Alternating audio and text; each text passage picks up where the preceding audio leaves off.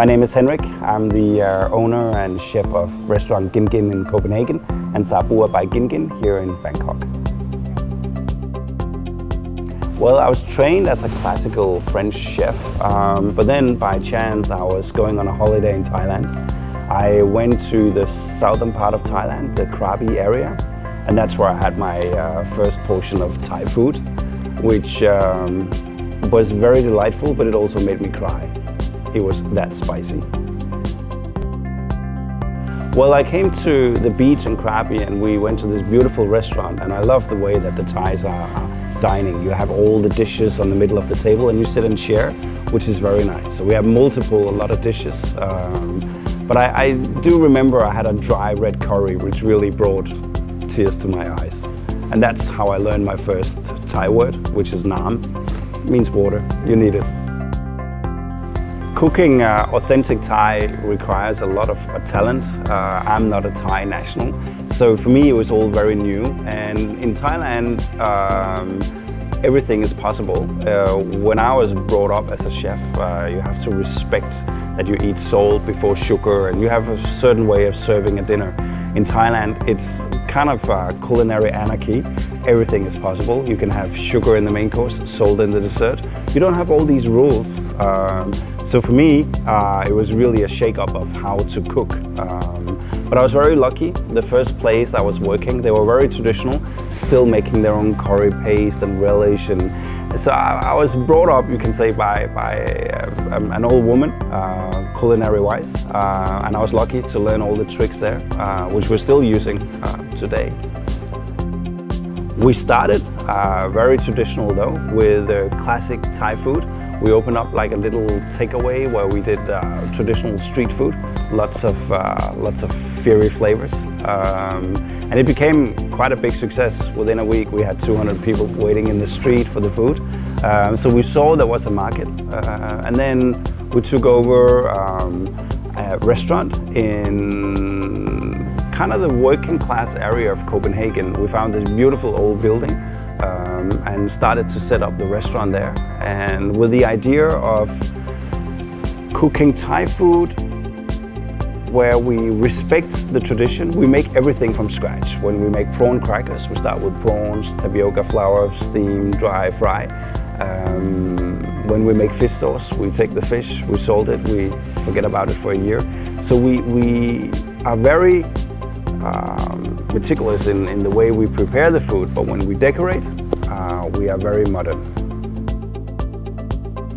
The concept of Kiin was because I'm not Thai, so I don't have a Thai mother sitting on my back telling me when I'm doing it wrong, when I'm doing it right, which gives me a lot of freedom because when you eat tradition.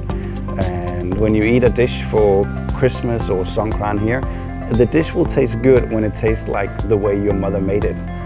As I don't have a Thai mother, I have the freedom to move in and out, which can create some new ideas.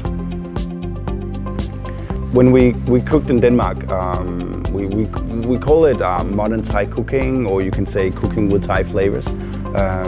Today you have all these new techniques, you have all these new machines in the kitchen.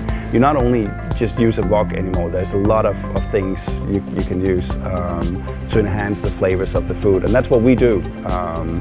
And we can see that when we opened here 5 years ago, Bangkok is really going on a culinary joyride, and new restaurants are opening up, and we can see that it's getting broader and broader. I think honestly we shocked a lot of people with our Thai flavors when we opened here.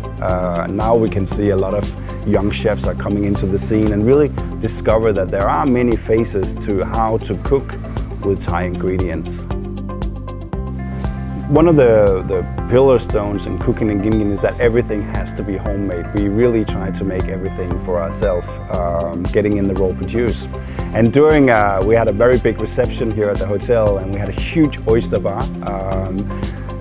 There was 1,000 oysters left over, which I was so lucky that I could cook with them. And I started to see how to make your own oyster sauce. Everybody in Asia have a bottle of oyster sauce in their kitchen, just when you do your stir fry. And so I was Googling for recipes, and there isn't that many because you don't make your oyster sauce, you buy it in the supermarket. But we started and we experimented, and now we have our own production of oyster sauce, which we use heavily in our dishes. I'm very inspired by the history in Thailand, and we do try to go and see if we can go back in history to find dishes that we can modernize and twist a little bit. And I also love the street food here in Thailand, and getting the recipes from the street food vendors is always very, very hard. They do protect their own dishes like it's their babies, and sometimes you have to be very persistent. I waited at the Jatujak market for 7 hours in the rain just to get that recipe for the most perfect mukbang I ever tasted, the pork skewers. But it was worth it, and the recipe is still with me today.